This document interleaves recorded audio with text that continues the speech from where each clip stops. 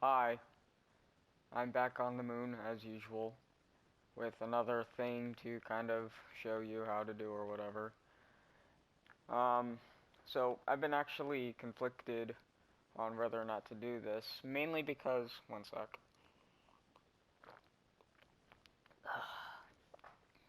That's better.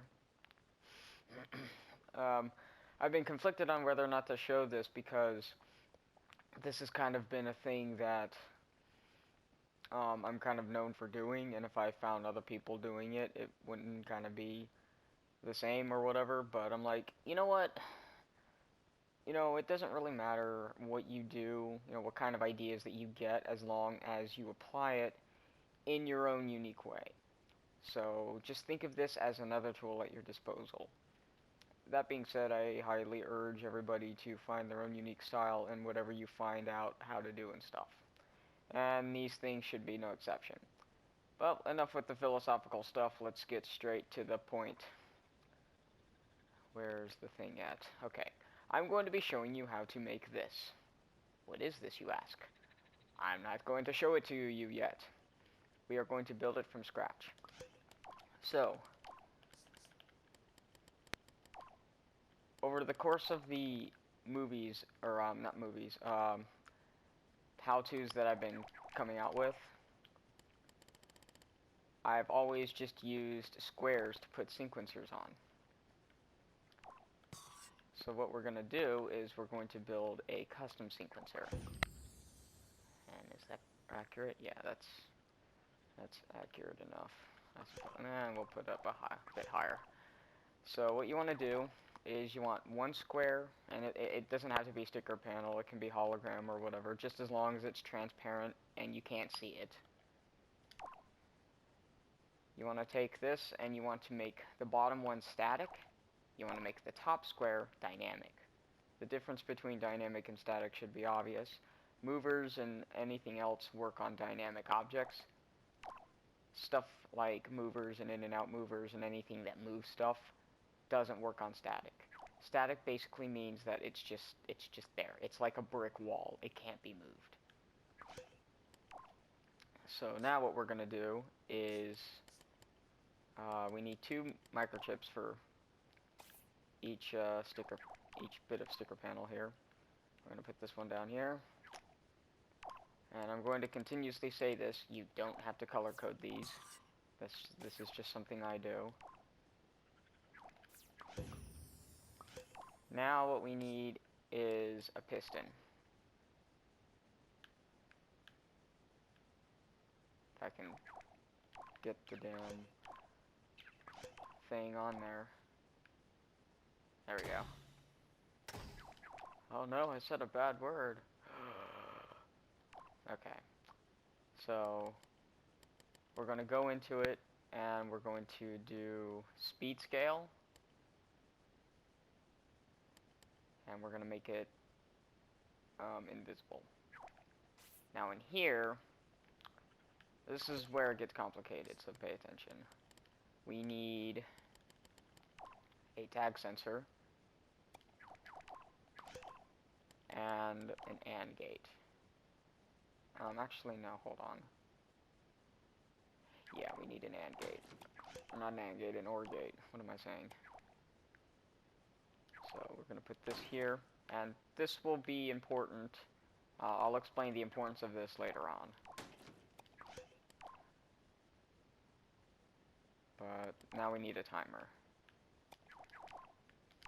And the timer, we are going to put it to, just for this example, we're going to put it at 0.5. And we're going to do start countdown. Connect it to the OR gate. And connect this to that. Now let me just make sure that this is accurate. Actually, no, it should be this way.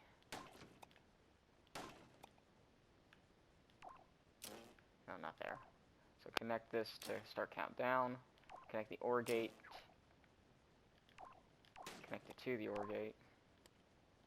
So when you activate the tag, it just activates temporarily. I'm going to put this at infinite. and put it at 16 layers so that way you can detect it. And you don't want it to sense microchips. Okay. Now we connect the OR gate to the piston. Now we want to put the time at 0.1, and when you activate this, that's not what I wanted. Hold on, let me activate this. There we go. So we're actually going to increase the time on that. There we go.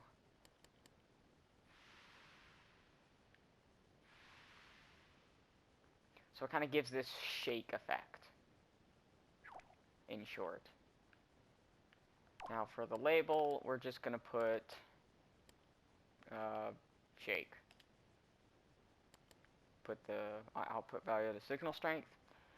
And in this one, this is where we are going to put our sequencer in that we would use for movies.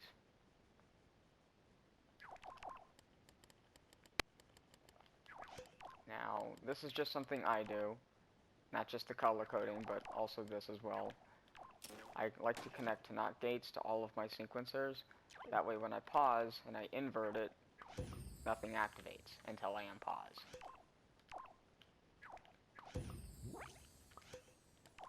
Now, why is this important?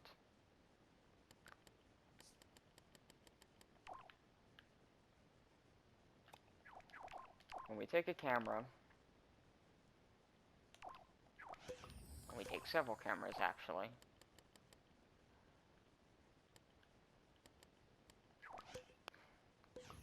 a little bit of a lag spike there.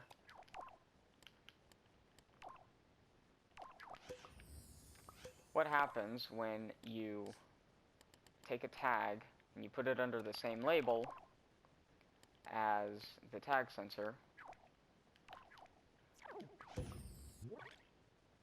It gives this shake effect.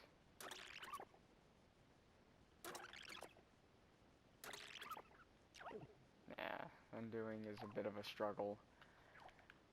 Now, this is good for, like, explosions and things that crash into things and stuff like that. So let's apply some sound effects, just for the sake of showing what you could do. Let's go into destruction. That's a good effect. That's a little loud, though. And we unpause.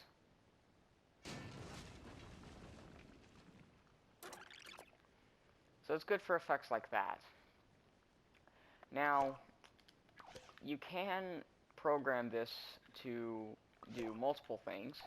For example, you might have noticed a continuous shake label in here. That's what I'm going to show off next. And it's pretty self-explanatory. So, unlike something that just temporarily shakes, you can do a continuous shake. So this is good for something like, say, an earthquake, for example. You just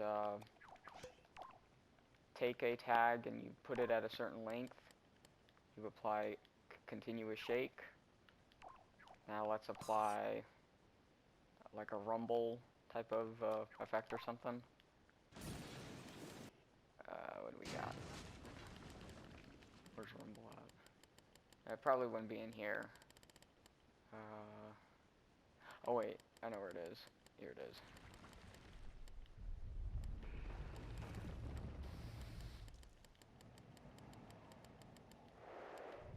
There it is.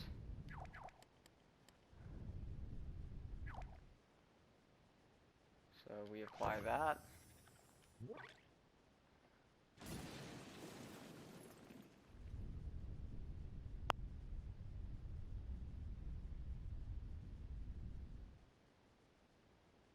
So a pretty effective method for things like that.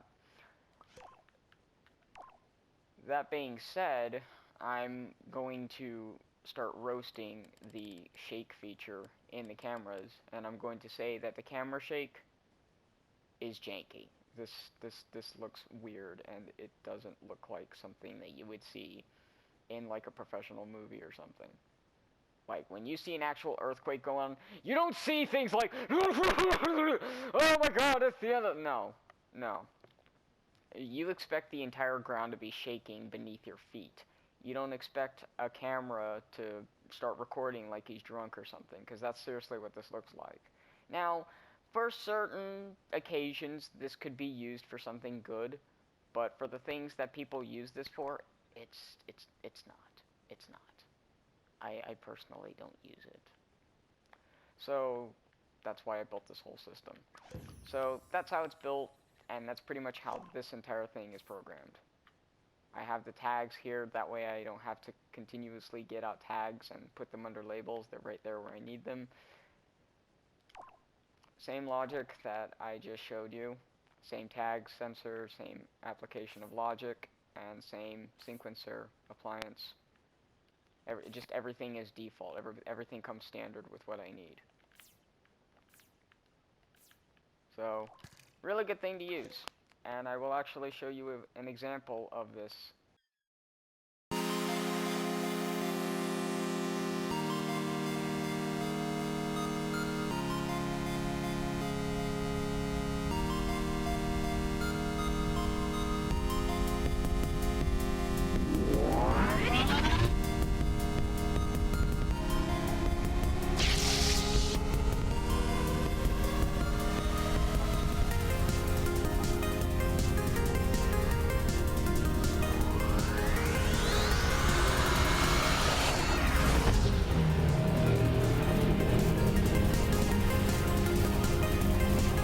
Yeah, I think you get the point by now. So that's a pretty good example of how you could apply shake effect, I suppose. So other than that, that's pretty much all there is to it. Just follow the steps, and you can make your own little shake effect. Um, it's just one of many ways to apply a shake effect. I'm sure there's more if you really took the time to um, experiment around with the logic and stuff. But something like that I've been using for years on end now, believe it or not, and it's proved to be quite a useful tool. So that's one of many ways. And yeah, so I hope this helped in some shape or form, because that's what I aim to do. I aim to shed light on situations that people are confused on and stuff. So yeah. Thanks for watching, I guess. I don't really ask for anything in return, only that I know that I might be helping somebody out there that is confused with this type of stuff. So yeah, if you are that type of person and you learned something from this, then I'm happy. If not, then oh well. I guess I should stop making these videos then. I don't know. So yeah, I will see you in the next one, I guess. I don't know. I just make these whenever I'm bored, honestly. So until next time, bye.